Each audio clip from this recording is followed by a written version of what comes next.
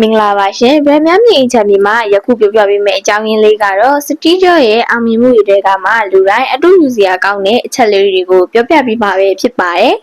ပထမအချက်လေးကတော့မွေးစားမိပါများဘဝတစ်လျှောက်လုံးခက်ခဲဆူဆောင်းလာခဲ့တဲ့ငွေကိုမသုံးကျင်လို့တက္ကသိုလ်ကနေထွက်တဲ့စတီးကျော်ရဲ့စိတ်တက်ကအလုံးမဲ့ချီးကျူးဖို့ကောင်းပါတယ်ကျေးဇူးတရားကိုသိတတ်တယ်ဆိုတာမြင့်မြတ်တဲ့အမှုချင်းလေးတစ်ခုပါ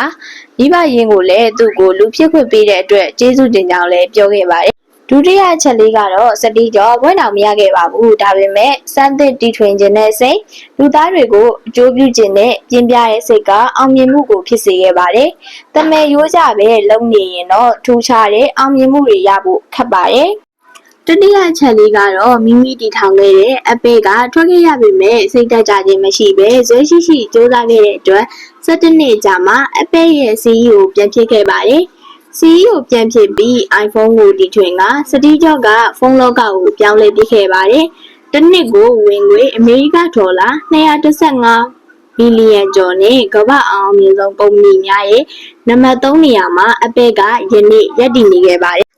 ဘဝမှာရှုံးနိမ့်မှုတွေကြာရှုံးမှုတွေဆိုတာတွေ့ကြုံရမှာပဲ။တွေ့ကြုံလာတဲ့အခါဇွဲမလျှော့ပဲအကောင်းဆုံးဖြစ်အောင်ပြန်လည်စူးစမ်းရင်အောင်မြင်မှုကိုရမှာပဲဆိုတာစတီးကျော်ပေးခဲ့တာတွေကိုမှတ်သားစရာပဲဖြစ်ပါတယ်။နောက်ဆုံးချက်လေးကတော့ဤတိပညာရဲ့ကိုမဆို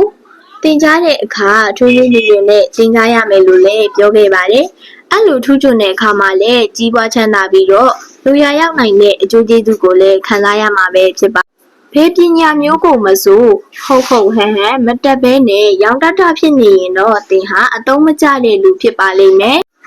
စတီးကျော်ပြောခဲ့တဲ့စကားတွေထဲမှာတော့မတင်အပ်တဲ့ပညာရဲ့လို့မရှိပါမသုံးအပ်တဲ့ပညာပဲရှိပါတယ်ဆိုတဲ့စကားလေးကတော့အလွန်ကိုမှတမိုးရှိရဲ့စကားလေးပဲဖြစ်ပါရဲ့ရှင်ကျေးဇူးတင်ပါတယ်ရှင်